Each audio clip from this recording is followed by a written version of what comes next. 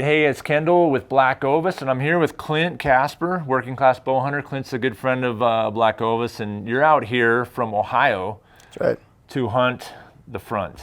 Gonna hunt late, cold, snowy elk. Looking forward to it. I'm thankful for that. We got a ton of snow today, so he's fired up for that.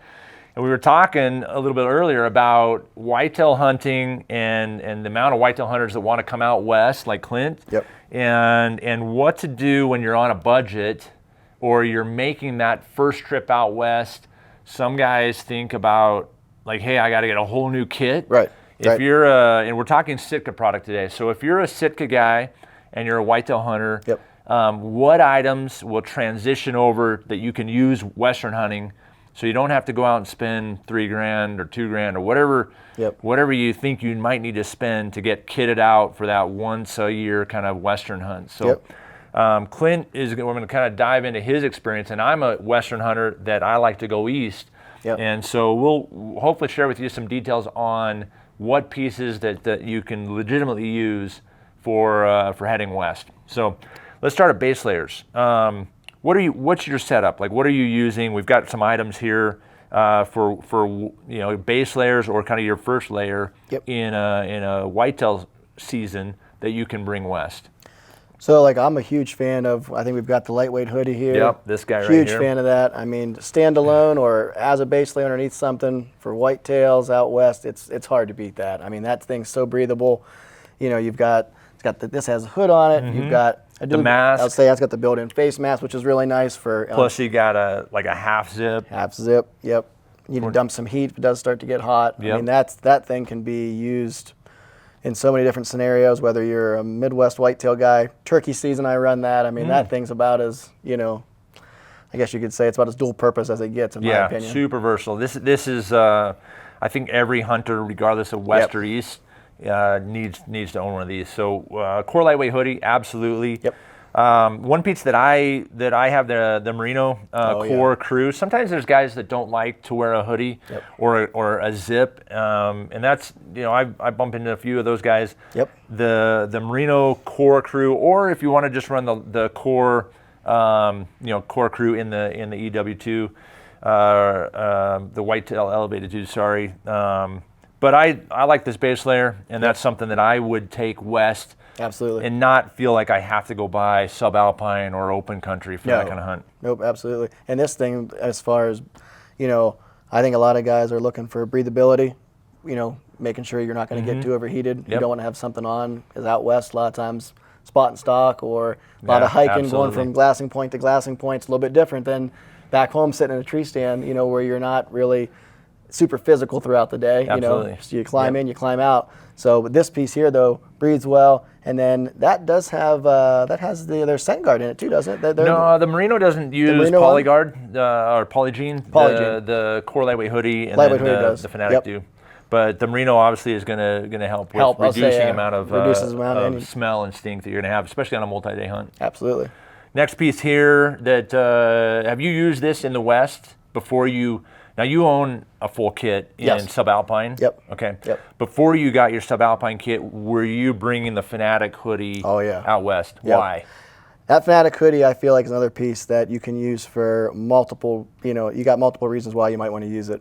You might want to put it underneath maybe that outer shell in the morning if it's, let's say it's 30 degrees in the morning, which certainly can be. Easily. Yep. Even in September, you can hit 20s and 30s in the morning. Yep. Then it goes up to 70.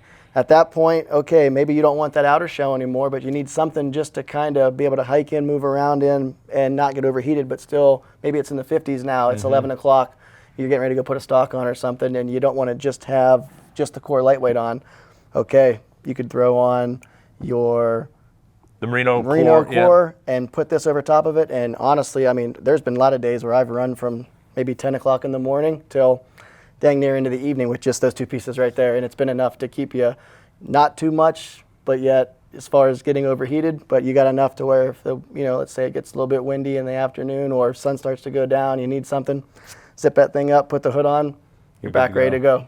Yeah, I mean, in my subalpine kit that and probably in yours too, I have the core lightweight hoodie, and then I have the heavyweight hoodie. Heavyweight. The one thing I do like about the Fnatic is it does have that integrated face mask where the core head or the heavyweight hoodie doesn't. Does not. And it zips. That face mask goes a little bit higher. Yep. And the zip actually goes a little bit lower. Yep. So using it in a Western application, I think this definitely has a place. Before we dive into the next couple pieces, tell me about the camo. Like, do you feel that as a whitetail hunter, using the elevated 2 camo in a Western setting is it allowable? Does the camo police come out and start saying, like, you can't use that camo once you cross Denver and come into the Rockies? In my opinion, it's all about beating their eyes and beating their nose, and as in beating their eyes, for me, it's movement. I honestly, I've killed animals out west wearing the elevated, and I've seen no major disadvantage to that. I was playing the wind, I was moving when they were down feeding or they were bedded, I was putting a stock on from above, still playing the same game, but never once in my mind was I like, oh gosh, I've got this elevated on it, I wish I had my sub, this stock's probably not going to work because I don't have subalpine, I've got elevated. For me, I have not, there's never been an instance where I'm like, that didn't work out because I needed my subalpine. I run solids a lot, love solids. Yep. And guys are like, oh, can't kill in solids. I'm like, man, so for me, I don't worry about that. And I'm sure, guys, if you're watching this video and you're a whitetail hunter, I'm sure that's crossed your mind, whether you want to admit that or not. Oh, absolutely. You've obviously thought, man, but this is a whitetail specific camo, which it is, and built, with the science behind it for elevation and a deer looking up and kind of seeing backdrop sky. Break you up. But it's the concept of breakup is still, I think, the same. Yep. And if you're not interested in dropping another couple thousand on a whole new kit, these are absolute pieces that you can use. Absolutely. For the bottom, the Equinox pant, I flat out love this pant. Great pant. In the big game line, it's the equivalent. Pant. The fabric is identical, at least that I can tell, to the Traverse pant. It's just the Traverse pant was the first iteration of the Ascent pant. So. This pant is light enough for essentially any Western hunt. It's got deep cargo pockets.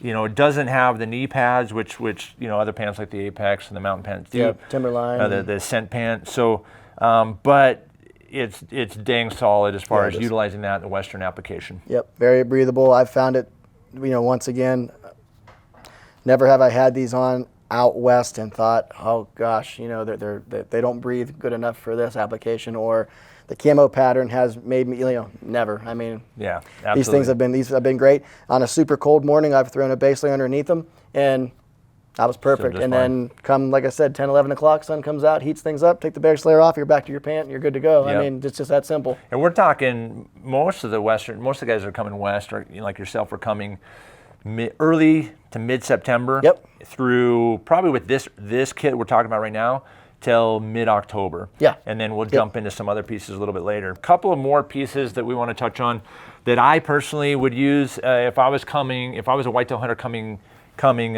west. The Celsius Meaty jacket, this is just a fantastic puffy. I mean, it is very similar to the Kelvin Active jacket. Very good loft to warmth ratio, very light. Doesn't compress like down, of course, it's a synthetic.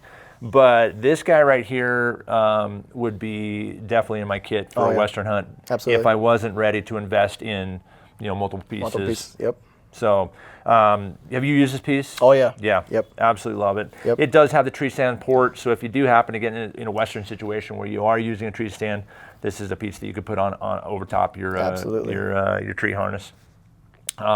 Last piece, as far as the upper goes, the Gradient hoodie, or the Equinox hoodie. Equinox, yep. The one thing I like about this piece and why I think it really has a use in a Western hunt is it's a very dense soft shell with so it does have some wind protection. It's not wind stop or anything like that, but it does cut the wind very, very well. Yep. And I like the hood. It's a very good articulated hood, so if you did pull it up over top of like a ball cap, you're going to get good visibility. You're not going to get reduced visibility as you move. So this is really, as I'm getting into like that mid-October hunt, And if it's snowing, I mean, Yeah. man, mid-September in Montana Oh, could yeah. be gnarly. Wyoming, And yeah, this is something you could wear all day long, you know, if it's not coming down dripping wet. Right. And that's going to be like a fantastic active insulation or active, you know, hunting jacket. Very quiet too, which Super quiet. you know, in a spot and stock scenario, you know, you get into a bow hunting scenario, especially where you might be within, let's say, 50, 60 yards, you know, I mean, you know how important being quiet is, and this piece right Absolutely. here is about as quiet as you can get. So Yeah, definitely have always loved this one. Equinox Hoodie is bomber. As far as accessories, you know, I was telling you earlier that the Ascent glove, I use that. Oh, yeah. Because I use that out here in the West. But honestly, the early season whitetail glove is probably, in my opinion, a little bit better of a glove. And the reason being is because the thumb and the index finger are off. And so where I'm using, you know, my phone to look at Onyx or Base Map, whichever one you're using, I'm checking out, you know, I'm using the InReach, and I'm texting if I happen to have cell service. I love the fact that it actually does not have those things for early season bow hunting. This glove in the West, man, there's no reason, in my opinion, to buy the Ascent glove unless you really want to match when you go to the prom. This Fanatic Glove, what do you think about that one? I really like the Fnatic Glove. I would say if you get into, you know, a temperature range that's going to be almost to the point where these just aren't cutting the bite. Maybe it's windy out. Maybe you're doing a bunch of glassing and you're actually sitting on a glassing point and you need something just to kind of break up, just to kind of get the tingle off a little bit. To where this just doesn't have quite enough. I mean, these are very breathable, which is nice. Like you said, early season, you get into that mid, say October deal where you got some snow, you got some wind, and it is a lot colder. Wind cuts through these pretty good. So next in line would be the Fanatic. I mean, these cut wind good, and you still can, you know, like you said, great point. You're running Onyx, running your phone, running a GPS. You still got, you know, you got your release on. Hey, things happen quick. You don't want to have to be switching gloves off to where, for like me, I hate to shoot my release. I shoot a handheld. So I hate to run that release with big, thick gloves on. So these are perfect because I got four-finger thumb. I can still grab my handle. I don't have to switch gloves out. So I would say later on in the season, those are the go-tos right there. Going. Yep. The one drawback I would say about the Fanatic glove in a Western scenario is if you need a glove that's got more warmth than the early season whitetail or the Ascent glove, by not having the finger and the thumb, let's say you're on that first season rifle or a muzzleloader hunt in Colorado or here in Utah or wherever, I think walking around with this glove where, you know, without the ability to put it in a pocket, because if you're whitetail hunting in a stand with this, your hands are in a pocket, okay? And if you're, let's say you got trekking poles and you're hiking in somewhere, that might be the deal breaker. So in my opinion, they do have a use in a Western scenario, but I would jump to Traverse glove probably quicker and leave these guys. This would be one thing I would probably not use unless the conditions allowed for it. And last couple things, beanie for sure, definitely usable in a Western hunt. Absolutely. The ball cap, same thing. But you know, I mean, everyone owns 15 ball caps, so you don't have to wear a whitetail or a camo one. And then last but not least, the Stratus glove. If I'm looking, this is really more of that mid-October. Now we're into cold weather. Just like the Mountain glove, which is its brother in the big game line. It's windstopper. It's got a nice little grid fleece on the inside. The palm has some nice leather. Awesome glassing glove. Oh, super tactile. Very good for glassing. And this is actually, this glove in the big game line is what I take for high country mule deer as kind of that second glove for when it gets gnarly. Me too. Anything we've missed that you think is for that, guys, early September through mid-October, ideal from transferring from your whitetail kit over to a big game use in the West? I think we've covered it. I think we've covered it pretty well. I mean, everything that we've went over, realistically, I've either used, or if I haven't used personally, I've got buddies that have used and have loved. I mean, you know, I think a lot of people think you've got to have two kits until you actually start to dabble with using one kit for multiple uses. You know, there's turkey season, deer season, mule deer, elk. I mean, I mix and match through all those and run the same stuff. And, you know, I mean, I guess if you can afford to have a kit for each one, hey, more power to you. But for the guy that wants to, hey, I want to buy 7 or 8 items that I can kind of mix and match and transfer around, stretch your dollar out more, this is a heck of a system we put together for that. Absolutely. So if you're if you're looking at that time frame for as a whitetail hunter going west, really consider utilizing some of these items. If you absolutely feel like, no, I need to upgrade, or I need, not upgrade, but I want to have a couple pieces in subalpine or open country, you could look at some of those outer pieces that are going to, you know, maybe reflect the terrain a little bit better or differently. But man, plenty of guys kill stuff in solids. Oh yeah. Jeans and t-shirts still kill things. Yep. And elevated 2 whitetail product will That's still right. kill stuff in the west. Absolutely. Okay, perfect. Next video or next section, we're going to dive into some of that late October and November stuff, and a couple of pieces that I think also have some purpose in the west.